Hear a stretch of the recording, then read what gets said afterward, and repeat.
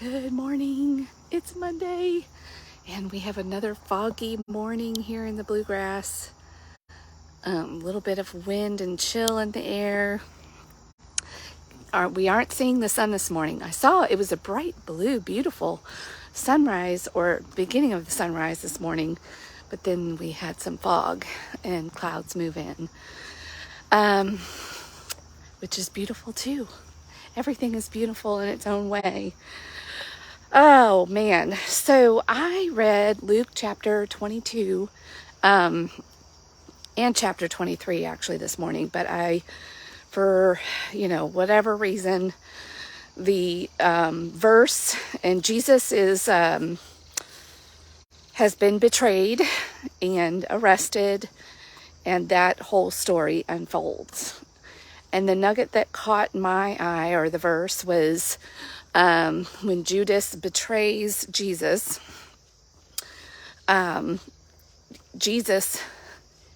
Even Jesus is surprised, even though he foretold Peter denying him 3 times, and Judas betraying him, like he knows all of this is going to come down.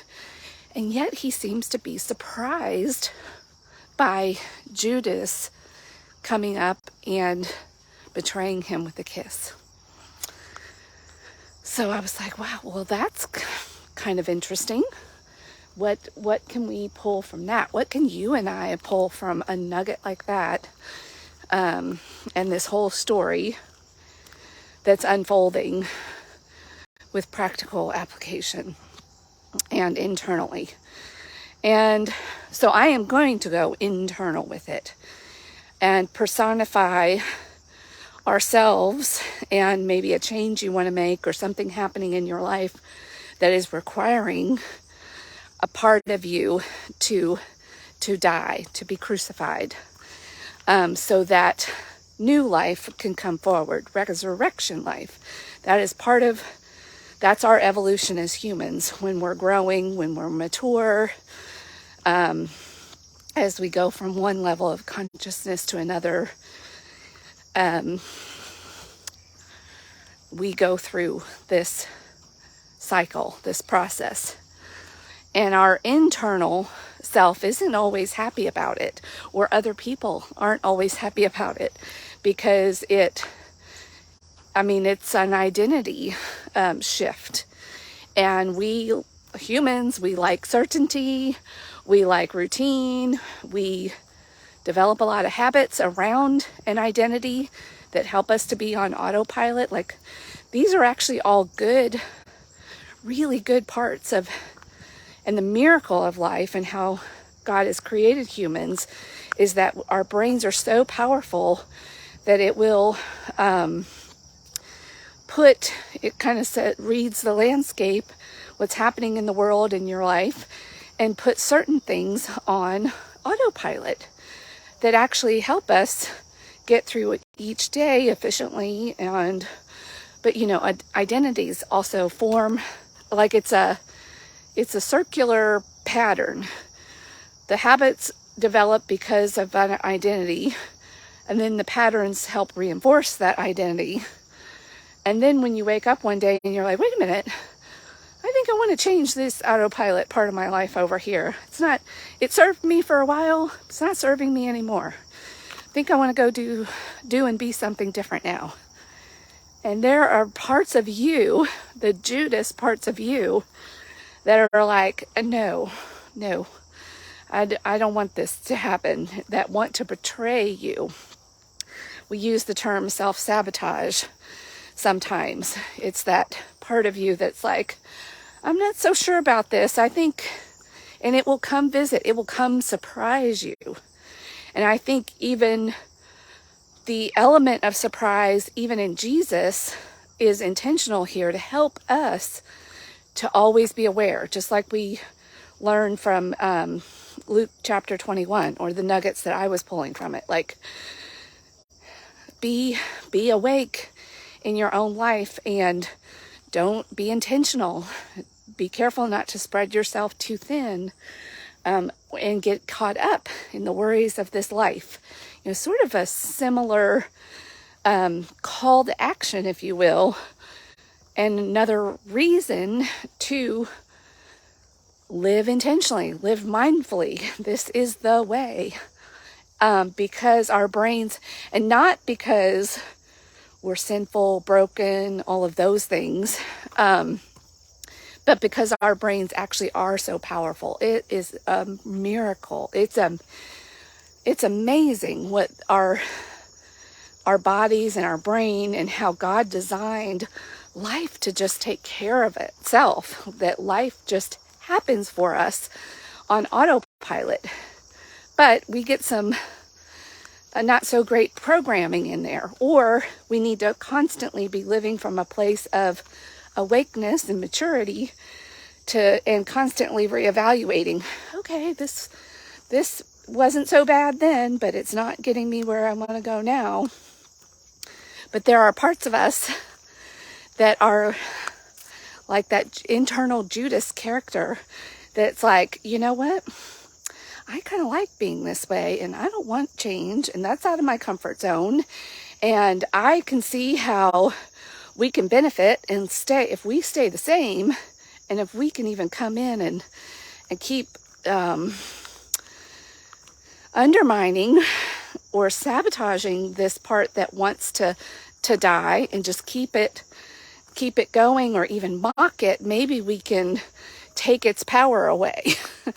And maybe it won't bring us into this new life that we want. Maybe it will just quiet down, go away quietly, and we can somehow still stay in our comfort zone of beliefs. Judas was himself lured, tempted by money, by personal gain, by doing this betrayal. So there's a part of us that is doing that too, because it sees there's some, if you were behaving in a certain way, engaging in certain behaviors in your life, they were getting you something at some point, because humans are designed to be, to sort of do what's in their own best interest, or at least think that they are. It's not, that survival part of us is not, while it's brilliant in its automaticity and its habitualness and it getting us to survive each day, it's not the long-term thinker. Like, it's worried about the here and now. And our higher self, as that part of us wakes up and then starts to evaluate that, part of ourself, and then start to want to move in a different direction and make that part of us submit, it's not going to be too happy about that. Or maybe it's not even happiness, it's just, it's used to running the show, and we are used to it running the show. And moving in a different direction and living from a higher place means you're kind of embracing this lifestyle of death, resurrection, in between, growth, like all of that. And which means that you have to start getting uncomfortable with being surprised, being betrayed, being uncomfortable, pushing through all of that and doing it anyway. And Jesus, as we see these couple of chapters unfolds, he doesn't fight back. He doesn't give it energy.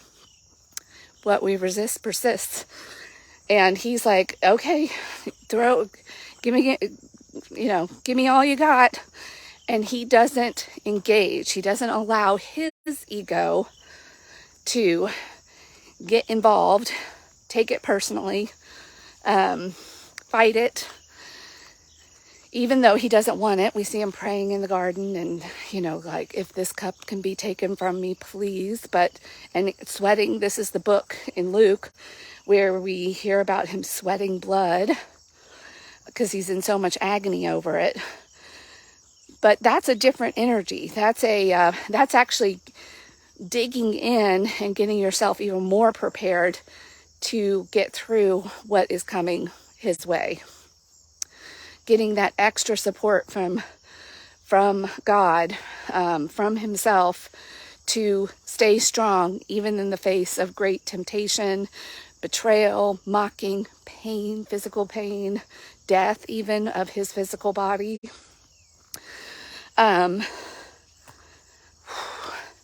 a lot we can learn from that, even in that, but that little element of surprise that we can learn from that is to, again, be on the lookout. Look for signs from your external world, your internal world, of little things that will betray you with a kiss, that will tempt you to, maybe be kinder to those parts of yourselves and follow them down a way that, and knowing that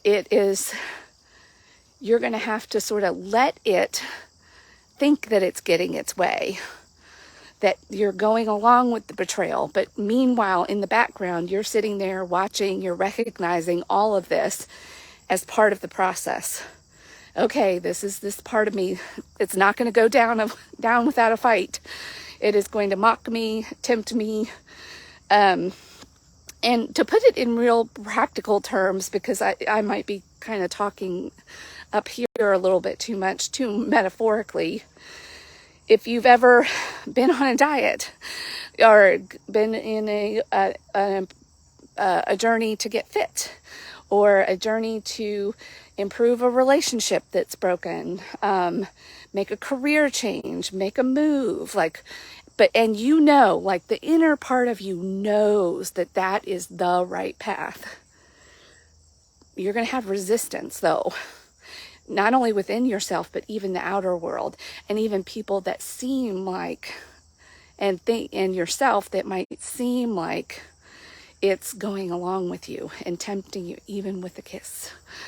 And you might even go along with it and engage and go back. I call it last suppering, and not because of the Last Supper as we know it in the Bible, but think about a prisoner who's going to have his last meal, and they were, they're not going to have the consequences, their physical body consequences, so they just go all out.